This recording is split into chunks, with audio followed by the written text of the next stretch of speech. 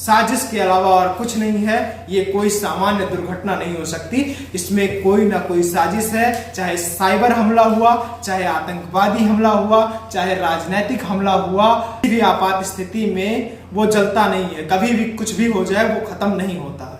और अभी नहीं थे, पायलट किसी तकनीकी खराबी के बारे में बात नहीं कर रहे हैं, तो फिर प्लेन क्रैश कैसे हुआ? कौन सा धमाका उनको सुनाई दिया था?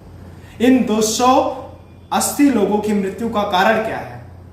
साजिश या सियासत? राजनीति? चाइना के लोकल पार्टों को उस फ्लाइट में अरेंज करके लगा दिया जाता था। जहां पर प्लेन दुर्घटनाग्रस्त हुआ, वहां जिन लोगों की मृत्यु हुई उसकी जवाबदेही किस पर है? जैसा कि आप सभी जानते ही हैं, अहमदाबाद में एक प्लेन क्रैश हो गया। प्लेन 787 ड्रीमलाइनर एयरक्राफ्ट नहीं, एरोप्लेन, जो कि एयर इंडिया कंपनी का था। इसमें इसको सेफेस्ट प्लेन माना जाता है और इसको जो चला रहे थे पायलट, उनको 8000 घंटे का अनुभव था। दूसरे को पायलट को 2000 से ज्यादा घंटे का अनुभव था। प्लेन सिर्फ 625 फीट की ऊंचाई पर था और अचानक क्रैश हो गया। इस प्लेन में बैठे हुए सभी 142 लोग जो थे वो सबके सब मर गए, लेकिन एक बच गए, विश्वास कुमार। और विश्वास कुमार ने बताया प्लेन उड़ने के 30 सेकंड बाद एक बहुत बड़ा धमाका हुआ था। वो धमाका ही इस साजिश की कड़ी का पहला अंश है। वो धमाका ही प्लेन हादसे की नहीं, प्लेन को हादसे तक ले जाने की प्रत्यक्षता को प्रमाणित करता है। प्लेन कोई हादसे से क्रैश नहीं हुआ है, प्लेन को एक सोची समझी रणनीति के तहत क्रैश करवाया गया है। कई सारे बिंदु हैं और महत्वपूर्ण भी हैं। कई सारे बिंदुओं पर चर्चा करेंगे, जिसमें 4-5 बिंदु मैं प्रमुखता के साथ रखना चाहता हूं, क्योंकि बहुत सारे लोगों को दर्द होने लगेगा और बहुत सारे लोग मुझसे प्रमाण मांगने लगेंगे। इसलिए थोड़ा सा प्रत्यक्षता से ही और थोड़ा सा पृथकता के साथ इस वीडियो को करना चाहता हूं। जैसा कि आप सभी को पता ही है, NIA एक ऐसी जांच एजेंसी है जिसका इस्तेमाल किसी आतंकवादी गतिविधि के बाद ही किया जाता है। लेकिन इस दुर्घटनाग्रस्त प्लेन के बारे में जांच कर रही है। दूसरा जो है वो ये है कि SIS द्वारा धमकी दिए जाने के बाद 2 दिन पहले धमकी दी गई थी। SIS ने धमकी दी थी कि हम कोई प्लेन क्रैश करवा रहे हैं, प्लेन हाईजैक करेंगे, तो सुरक्षा क्यों नहीं बरती गई? तीसरी बात, जब इतने एक्सपीरियंस पायलट और को पायलट उसको ऑपरेट कर रहे थे प्लेन को, तो हादसा सिर्फ 600 फीट पर कैसे हुआ? चौथी जो सबसे बड़ी गलती समझ में आ रही है वो ये है, कड़ी समझ में आ रही है कि जहां प्लेन क्रैश हुआ एयरपोर्ट पर कई सारे संदिग्ध लोग मिले। उन संदिग्ध लोगों से सवाल जवाब हुआ, लेकिन उस स्तर का नहीं हुआ कि जांच हो सके उनकी। और चौथी बात, ब्लैक बॉक्स जो होता है जिसमें प्लेन का सारा डाटा रिकॉर्ड होता है, को पायलट ने क्या बात की, पायलट ने क्या बात की और तमाम लोगों ने क्या बात की, वो ब्लैक बॉक्स की प्रारंभिक जांच में कोई भी ऐसी खामी नजर नहीं आ रही है, कोई ऐसी सूचना अभी तक नहीं निकल कर आई है जिससे यह प्रमाणित हो सके कि प्लेन में कोई तकनीकी कमी थी। पायलट इसके विषय में बात कर रहे थे, पायलटों ने ऐसा कुछ बात किया हो। वो सिर्फ मीडिया की बात कर रहे हैं और बहुत बाद में, जबकि विश्वास बता रहे हैं कि हादसे से 30 सेकंड बाद, मतलब प्लेन के लैंड होने के 30 सेकंड बाद ही, प्लेन के उड़ने के 30 सेकंड बाद ही धमाके की आवाज आई थी और उसके बाद से 625 फीट के नीचे हॉस्टल के ऊपर आकर प्लेन गिर जाती है। प्लेन में फ्यूल 1 लाख लीटर से ज्यादा होता है, यानी कि 1.5 लाख लीटर के करीब होता है, 1,40,000 लीटर। आप इस बड़े लीटर के पैमाने को इस बात से भी समझ सकते हैं, हम लोगों के घर पे टंकी जो रखी जाती है वो 1000 लीटर 500 लीटर की होती है, लेकिन 1,40,000 लीटर की टंकी अगर किसी फ्यूल की होगी, वो भी वायुयान जैसे विमान के फ्यूल की होगी, तो वो कितना ज्वलनशील होगा। कोई बचता ही नहीं ऐसे दुर्घटनाओं में। और संदिग्ध इस हादसे को मैं क्यों कह रहा हूं और साजिश क्यों कह रहा हूं, क्योंकि ऐसा पहले भी हो चुका है। 1985 में एयर इंडिया की फ्लाइट, 1982 में जिसमें 182 लोग मारे गए, 1988 में अहमदाबाद का फ्लाइट हादसा जिसमें 200 से ज्यादा लोग मारे गए, 1985 में खालिस्तानी आतंकवादियों ने प्लेन हाईजैक कर लिया जिसमें 329 लोग मारे गए और हादसा हुआ। SIS ने जब इस हादसे की जिम्मेदारी ली थी तब इसकी अलग अलग एंगलों से जांच क्यों नहीं की गई, और इसी फ्लाइट में वो भाजपा के पूर्व मुख्यमंत्री जिनका भारतीय जनता पार्टी के लोगों ने इस्तीफा मांग लिया और उनको इस्तीफा देने के लिए मजबूर कर दिया गया 2021 में, उनको मारने की साजिश भी हो सकती है इसलिए कह रहा हूं क्योंकि बहुत सारे लोग आरोप प्रत्यारोप लगाने आ जाएंगे। बाकी साजिश की कड़ी वहीं से जुड़ी है और इसलिए संदेह बहुत ज्यादा बढ़ जाता है। आपको ले चलता हूं 23 साल पहले गोधरा कांड के समय। गोधरा कांड के समय राजकोट से मेयर थे ये विजय रूपाणी जी, और विजय रूपाणी राजकोट का कारोबार देखते थे। RSS और संघ के बहुत चहेते और बहुत दिनों से उसके साथ लगे हुए थे और उसी के साथ काम किया करते थे। विजय रूपाणी RSS में बहुत प्रमुख भूमिका भी निभाते थे। गोधरा कांड के समय साबरमती के यस-6 में जो आग लगाई गई थी और 59 कार सेवकों की नृशंस हत्या कर दी गई थी जलाकर, उसके बाद जब दंगा फैला था गुजरात में, तब उस दंगे में RSS, विश्व हिंदू परिषद और बजरंग दल के कई लोगों ने अटैक किया था। और क्यों ना करे, लोग करना भी चाहिए। लेकिन इस हादसे के बाद, इस हंगामे के बाद, इस हमले के बाद जब किसी की हत्या होगी उस पर प्रतिक्रिया लोग देंगे, ये तो आम बात है। लेकिन उसमें नरेंद्र मोदी, अमित शाह और उस समय भाजपा के वहां के तमाम नेता और इन तमाम लोगों की प्रत्यक्षता भी सामने आई, हालांकि ये प्रमाणित नहीं हो सका। विजय रूपाणी भी उसमें एक नाम थे गोधरा कांड के समय, और उसी कांड से जोड़कर ISI ने उसी समय धमकी दी थी और आज तक धमकी देती आई है कि गोधरा कांड के सभी आरोपियों को हम नहीं छोड़ेंगे। तो गोधरा कांड में शामिल थे विजय रूपाणी।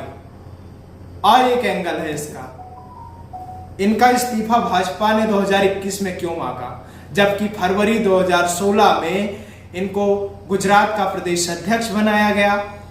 अमित शाह के बहुत ही चहेते माने जाते थे। 2006 में जब ये राज्यसभा सांसद बने और अमित शाह गुजरात से ब्लैक लिस्टेड कर दिए गए थे, उसके बाद अमित शाह इन्हीं के घर पर प्राश्रय लिया करते थे, इनकी सरकारी आवास पर प्राश्रय लिया करते थे दिल्ली में। 2006 से 12 तक ये राज्यसभा सांसद रहे और अमित शाह से इनके रिश्ते बहुत ही अच्छे थे। 2014 में इनकी राजनीतिक योग्यता दिन ब दिन बढ़ती गई और विजय रूपाणी को 2016 फरवरी में प्रदेश अध्यक्ष बनाया गया। 7 अगस्त 2017 को इनको गुजरात प्रदेश का मुख्यमंत्री चुन लिया गया। आनंदीबेन पटेल को मुख्यमंत्री पद से हटा दिया गया और उसके बाद 2017 में फिर से जब विधानसभा के चुनाव हुए 22 दिसंबर को, इनको दोबारा से गुजरात का मुख्यमंत्री बनाया गया। तो जब दो बार मुख्यमंत्री बनाए गए तो क्या तीखापन था भाजपा का इनके साथ, जिसकी वजह से इनको 2021 में इस्तीफा देने के लिए मजबूर कर दिया गया और इनको ब्रिटेन और लंदन में जाकर प्राश्रय लेना पड़ा। इनका परिवार ब्रिटेन और लंदन में रहने लगा, मानो कि भारत से इनको ब्लैकलिस्टेड कर दिया हो। क्या कारण था? इस पर मैं किसी के ऊपर कुछ थोप नहीं रहा हूं, बस बता रहा हूं कि ये भी एक एंगल हो सकता है। ब्लैक बॉक्स एक ऐसा बॉक्स होता है जिसके अंदर प्लेन की सारी बातों को, सारी गतिविधियों को मॉनिटर किया जाता है और वो प्लेन के पीछे रखा जाता है।